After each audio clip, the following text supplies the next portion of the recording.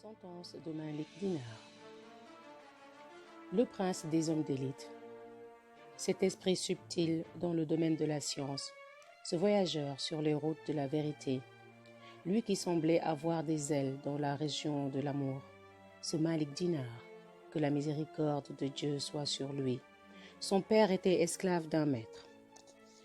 Pour lui, quoique fils d'un esclave, il était homme libre dans les deux mondes. Dinar était le surnom de son père. Suivant un autre récit, voici ce qui était arrivé. Un jour, Malik Dinar étant rentré dans une embarcation, on poussa au large. Une fois en plein fleuve, le patron du bateau demanda à Malik Dinar de l'argent pour payer son passage. Comme il répondait qu'il n'en avait pas, le patron le battit si fort qu'il resta sans connaissance. Une fois revenu à lui, on lui demanda encore de l'argent. Sur sa réponse qu'il n'en avait pas, on recommença à le battre et on le frappa ainsi rudement jusqu'à 3 fois.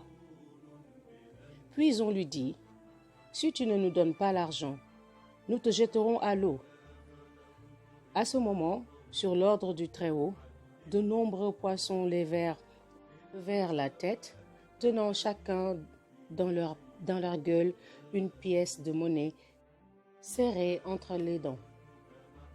Malik allongea la main, prit dans la gueule de l'un d'eux une pièce qu'il donna au patron. À cette vue, les mariniers, frappés de stupeur, baisèrent tous les mains et les pieds de Malik, auxquels ils demandèrent pardon. Quant à lui, sortant du bateau, il s'en alla en courant sur la surface du fleuve, comme s'il eût cheminé sur la terre ferme, et disparut. Voilà pourquoi on le surnomma Malik Dinar.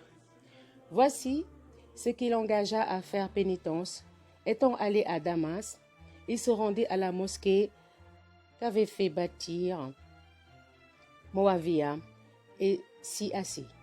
Cette mosquée possédait beaucoup de biens de main morte et Malik conçut le désir qu'on lui en confiât la surintendance afin d'en devenir l'administrateur.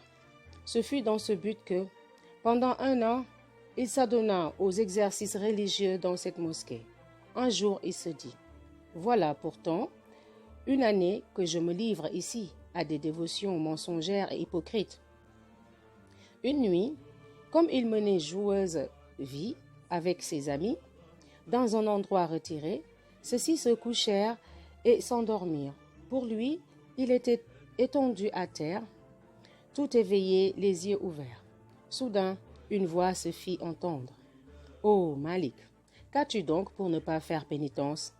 Malik, entendant cette voix, fut frappé de stupeur.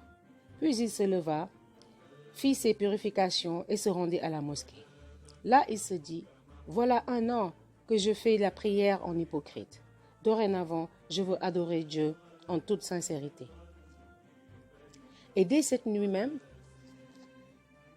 il s'adonna aux saintes pratiques avec un cœur pur.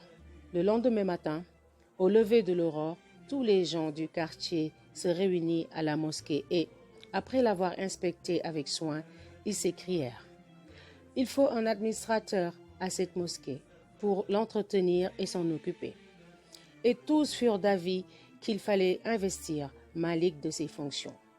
Alors, ils lui dirent, « Charge-toi de l'administration de cette mosquée. » En entendant cette proposition, Malik s'écria dans l'élan de son cœur, « Mon Dieu, tandis que je te rendais des hommages hypocrites durant toute 1 année, personne ne m'a demandé qui j'étais. Pour une seule nuit où j'étais adoré d'un cœur pur, voilà qu'aujourd'hui tu m'adresses tant de personnes qui veulent me faire porter ce fardeau. Mais je jure par ton unité que je n'accepte pas une semblable tâche. » Et se levant aussitôt, il sortit de la mosquée, puis, se rendant dans un endroit écarté, il s'appliqua dans toute la sincérité de son cœur à servir le Seigneur Très-Haut. En se soumettant de bonne volonté aux austérités, aux mortifications et aux épreuves. On raconte qu'il y avait à Bassara un homme riche possesseur de beaucoup d'argent et de bétail. Lorsque ce riche mourut, il laissa une fille très belle. Celle-ci alla trouver Tsabit Benani, le personnage le plus marquant de la ville, et lui dit « Je désire devenir la femme de Malik Dinar. » Tsabit Benani répéta ces paroles à Malik, qui lui répondit « J'ai répudié par 3 fois ce bas monde. Or, une femme fait partie des biens de ce monde, et il n'est pas permis de reprendre une femme qu'on a répudiée 3 fois. » On raconte qu'un jour, Malik, couché à l'ombre d'un mur, s'était endormi, un serpent tenant serré dans sa gueule un narcisse, s'occupait à l'éventer. Pendant bien des années, Malik Dinar avait désiré aller à la guerre sainte, et il disait à ce propos « Lorsque j'y allais enfin, le jour même de la bataille, je fus pris d'un si violent accès de fièvre que je ne pus assister.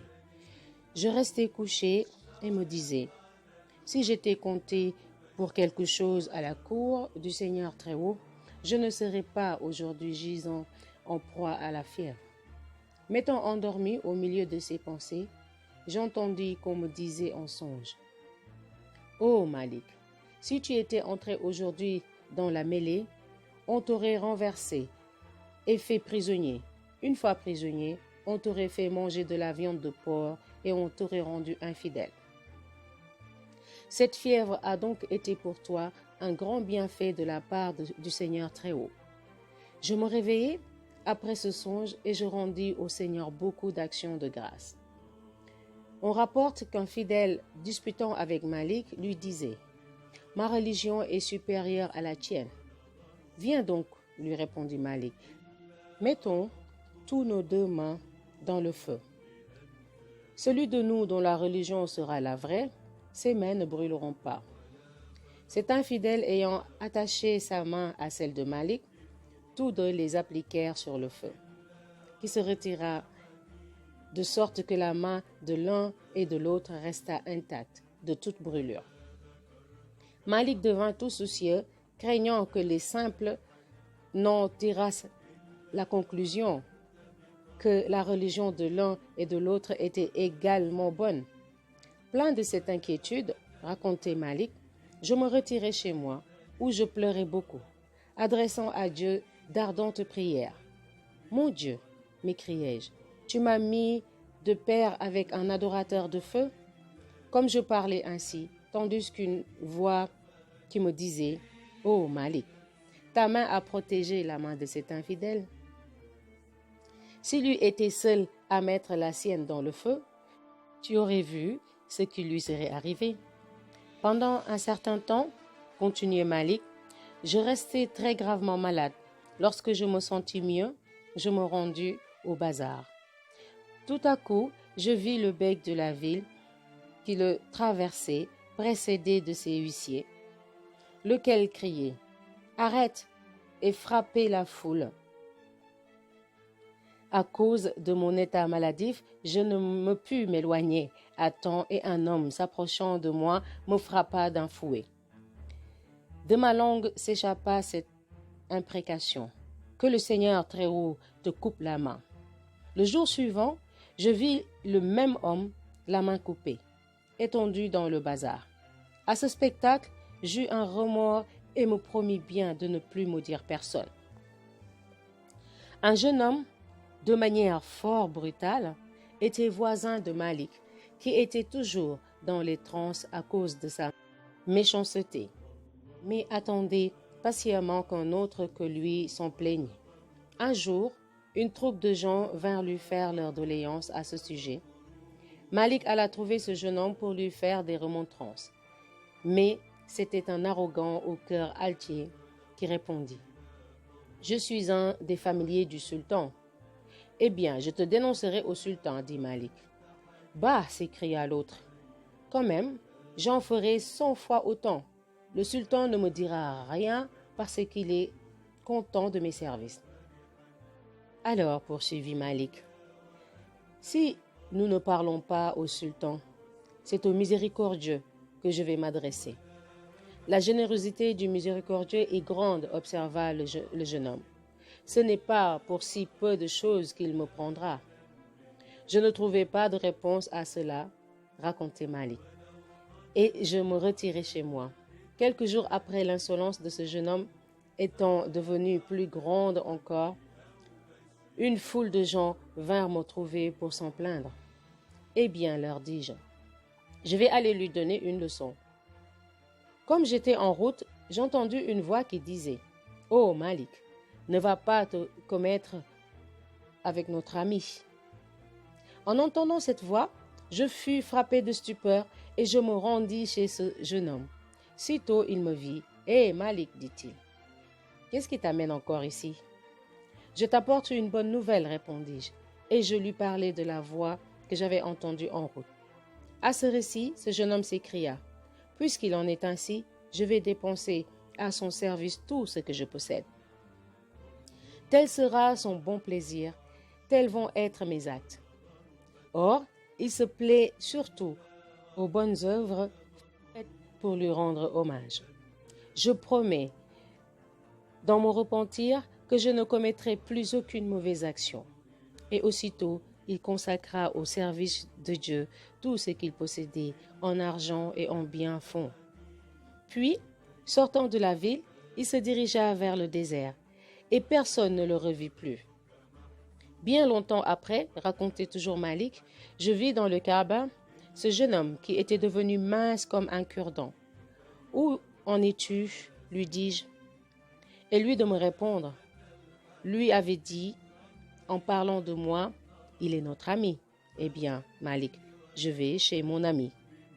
Et après avoir dit une fois Allah, il rendit l'âme. On raconte que Malik Dinar prit une maison en location. Il avait pour voisin un juif. Le mihrab où Malik faisait sa prière était donné du côté de la demeure du juif. Celui-ci ne manquait pas chaque jour, quand il satisfaisait ses besoins naturels, de venir verser ses ordures contre le mihrab où Malik faisait sa prière. Et Malik ne manquait pas non plus chaque jour de les enlever. Au bout de quelques jours, ce juif vint trouver Malik et lui dit « Nos privés sont tournés de côté de ta maison. N'en résulte-t-il pas pour toi bien des désagréments ?» « Il y en a effectivement, répondit Malik, mais j'en suis quitte pour nettoyer et laver. » « Il est étrange, poursuivit le juif, que malgré la peine qui en résulte pour toi, tu restes assez maître de ta colère pour ne pas la laisser paraître. » Le Seigneur Très-Haut observa Malik, dit dans la parole « Quiconque, ayant conçu de la colère contre quelqu'un, la maîtrisera et ne lui fera aucun reproche, je lui ferai miséricorde et lui accorderai un rang élevé près de moi. » Coran 3, 128. Alors le juif s'écria « Bravo, votre religion est une bonne religion, puisque grâce à elle, un ami du Seigneur Très-Haut, comme tu l'es, souffre tout de ses ennemis et ne se plaint à personne du mal qu'ils lui font. » Et sur le champ, il fit profession de la vraie foi en présence de Malik Dinar et devint musulman. On raconte que bien des années s'étant écoulées, pendant lesquelles Malik Dinar n'avait rien mangé d'amer ni de doux. Une fois après avoir été malade, il désira de la viande. Il résista pendant 10 jours, au bout desquels, n'y tenant plus, il se rendit à la boutique d'un trépied auquel il acheta un pied. Puis, il s'en alla. Le trépied dépêcha son apprenti à la suite de Malik. « Va, lui dit-il, et observe s'il mange ou non le pied. » L'apprenti apporta que Malik, s'étant rendu dans un lit isolé, avait senti pour 3 fois ce pied, puis s'était écrié « Allons, ma sensualité, voilà tout ce que tu en auras. » Et il avait donné à un derviche ce pied avec du pain. Il disait « Ô mon corps languissant, ce n'est pas par inimitié contre toi que je te fais voir toutes ces épreuves, mais patiente seulement quelques jours, tes peines seront finies et tu arriveras à une félicité qui n'aura jamais de terme. » Il disait encore: on prétend que quiconque ne mange pas de viande pendant un espace de 40 ans, ta raison n'y résiste pas. Pour moi, voilà 20 ans que je persiste à n'en pas manger. Et cependant, ma raison va croissant de jour en jour. On raconte que Malik Dinar, durant un séjour de 40 ans à Basra, ne mangea jamais de dattes chaque année à l'arrivée de l'hiver. Lorsque la saison des dattes était passée, il découvrait son ventre en public et disait en s'adressant à la foule: voyez, vous autres, je n'ai pas mangé de dattes. Et cependant, mon ventre n'a pas diminué. Et vous qui avez tant mangé, les vôtres n'ont en rien augmenté. Au bout de 40 ans, la sensualité de Dinar s'éveilla et réclama des dattes. Et Malik de lui en refuser. Une nuit, il entendit une voix: ô Malik, mange des dattes. Lâche la bride de la sensualité. Alors Malik, s'adressant à sa sensualité, lui dit: si tu gardes le jeûne une semaine entière et que tu ne manges rien ni la nuit ni le jour, au bout de cette semaine, je te donnerai des dattes. Malik jeûna donc toute une semaine, à la fin de laquelle il acheta des dattes qu'il finit dans le pan de sa robe. Comme il était entré dans une mosquée pour les y manger tranquillement, un jeune enfant se mit à crier: Père, il vient d'entrer dans la mosquée un juif qui s'y est installé pour manger des dattes.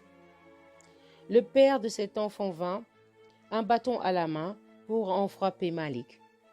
Il entra et, du premier coup d'œil, reconnut Malik. Aussitôt, tombant à ses pieds, il s'excusa en lui disant: ne te fâche pas, chez nous personne ne mange le jour dans la mosquée excepté les juifs. Voilà pourquoi cet enfant qui ne te connaît pas a dit: c'est un juif. Ne te mets donc pas en colère contre nous. En entendant ces excuses, Malik lui répondit: mon cher ami, c'est pour me donner une leçon que le Seigneur Très-Haut m'a adressé ces paroles qui viennent d'en haut. C'est à lui que je les attribue et non à vous. Et il ajouta: mon Dieu, tu m'as traité de juif quand je n'avais pas encore mangé les dattes? Si j'en avais mangé, tu m'aurais traité d'infidèle. Et il s'engagea par serment à ne jamais manger de dattes. On raconte qu'un jour, un incendie s'étant déclaré à Basra, Malik, prenant son bâton et ses chaussures, monta sur un tertre où il demeura et se félicitant d'avoir échappé au danger. Tandis qu'une partie des habitants était la proie des flammes, d'autres prenaient la fuite et d'autres s'occupaient à sauver leur argent. Alors Malik s'écria: ceux qui sont pesamment chargés vont brûler, et ceux qui n'ont qu'un fardeau léger échapperont au fléau. Ainsi en sera-t-il au jour de la résurrection. On raconte que Malik Dinar, étant allé prendre des nouvelles d'un malade, vit que sa dernière heure approchait. Aussitôt, il commença à prononcer tout haut les paroles de la profession de foi musulmane. Le malade, lui, ne le répétait pas et il s'écria: je suis tout prêt à la faire, mais il y a comme une montagne de feu qui s'incline en adoration devant moi chaque fois que je me dispose à faire la profession de foi. Malik alors de demander aux autres personnes présentes quelle était la profession de cet homme. Il prêtait son argent à gros intérêt, répondirent-elles. Quand il achetait, il avait un poids excessif et un poids défectueux quand il vendait. On raconte que chaque fois qu'on prononçait devant lui ces paroles, Iyyaka na'budu wa iyyaka nasta'inu, il pleurait amèrement et disait: le sens de Iyyaka na'budu est: ô mon Dieu, nous te servons et nous te rendons hommage. Ce qui ne nous empêche pas de servir nos passions par ces paroles. Iyyaka nasta'inu. Nous disons: mon Dieu, nous te demandons aide et protection, ce qui nous empêche pas d'aller à la porte des créatures et de leur demander aide et protection. On rapporte que Malik Dinar ne dormait jamais la nuit. Une nuit, sa fille lui dit: Père, pourquoi ne pas dormir et ne pas reposer? Ma fille, répondit-il, je ne me couche pas par crainte de deux choses. D'abord, j'ai peur de la colère du Seigneur Très-Haut et de ses châtiments. En outre, je crains qu'il ne me vienne de sa part quelque grâce subite, laquelle, me voyant endormi, s'en retournera pour ne plus revenir. Comme on demandait à Malik où il en était de ses affaires, ma situation est désespérée, répondit-il. Je me nourris des dons du Seigneur Très-Haut et je suis le serviteur de Shaitan. Il disait encore, si l'on demande quelle est la plus méchante des créatures, je serai bien obligé de répondre que c'est moi. Abdallah Mubarak, lorsqu'il entendit ces paroles, s'écria, le rang qu'occupe Malik vient précisément de ce qui se juge inférieur au monde entier. Malik disait encore, gardez-vous de ce vieux monde perfide. Il égare même les cœurs de ceux qui sont éclairés et les soumet à son joug. Quiconque préfère la compagnie de la créature aux communications intimes avec le Dieu Très-Haut, dans le silence de la solitude, ne vous attendez pas de sa part à rien de bien, car il n'a ni savoir, ni discernement, ni la moindre parcelle de vertu. Son cœur est plein de ténèbres, sa vie sera courte et toutes ses peines ne tarderont pas à être perdues. À la cour du Seigneur Très-Haut, le plus beau de tous les actes, c'est la pratique de la sincérité. Malik disait encore, le Seigneur Très-Haut envoya à Moussa ce commandement. Ô Moussa, fais-toi fabriquer un bâton et des chaussures de fer. Marche avec dans le monde jusqu'à ce que le bout soit usé et considère les manifestations de ma toute-puissance et de ma sagesse, c'est-à-dire marche sans te décourager et ne te laisse pas de voir.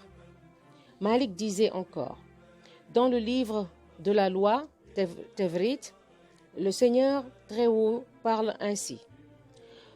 Nous avons tout fait pour exciter votre amour, mais vous êtes restés sans amour. Malik disait aussi, j'ai lu dans beaucoup de livres que le Seigneur Très-Haut a donné aux fidèles de l'envoyer deux privilèges qu'il n'a jamais accordés à Djibril ni à Mikaïl. Le premier, c'est qu'il dit dans la parole, chaque fois que vous vous souviendrez de moi, moi, à mon tour, je me souviendrai de vous. Le second a cette promesse, chaque fois que vous m'adressez une demande, en invoquant mon nom, je vous accorderai votre demande. Malik disait, j'ai lu dans le livre de la foi que le Seigneur Très-Haut dit, ô homme sincère, jouissez de mes bienfaits dans ce bas monde, mais jouissez-en en vous souvenant de moi. Car c'est une grande jouissance en ce bas monde que de faire mention de moi, et en faveur de cette mention de moi que vous ferez ici-bas, vous trouverez dans l'autre monde de haute distinction. Malik disait encore, j'ai lu dans beaucoup de livres que le Seigneur Très-Haut déclare, ceux d'entre les savants qui auront la passion de ce bas monde, j'ôterai de leur cœur la douceur et le charme de la prière et des oraisons intimes. Quiconque dans ce bas monde marche sans cesse avec la convoitise et désir, Shaitan n'a pas besoin de chercher à le posséder. Lorsque Malik Dinar mourut, un personnage vénérable vit en songe et lui demanda comment le Seigneur Très-Haut l'avait traité. Malgré tous mes péchés, répondit-il, j'ai été admis à contempler la face du Seigneur. Il a bien voulu me pardonner toutes mes fautes, parce que jamais je n'ai fait l'hypocrite vis-à-vis de lui et que je l'ai toujours servi avec sincérité. Compte qu'un autre personnage respectable vit en rêve que le jour de la résurrection était arrivé et que toutes les créatures étaient réunies dans le champ du jugement. Une voix demanda, introduisez dans le paradis Malik Dinar et Mohammed Vaassi. Je regardais, disait le narrateur, pour voir lequel des docteurs entrerait le premier dans le paradis, et je remarquai que ce fut Malik Dinar. Je demandai pourquoi il entrait le premier, puisque dans ce bas monde, Mohammed Vassi avait été le plus parfait et le plus docte. C'est, me dit-on, parce que Mohammed Vassi avait 2 chemises, tandis que Malik Dinar n'en possédait qu'une.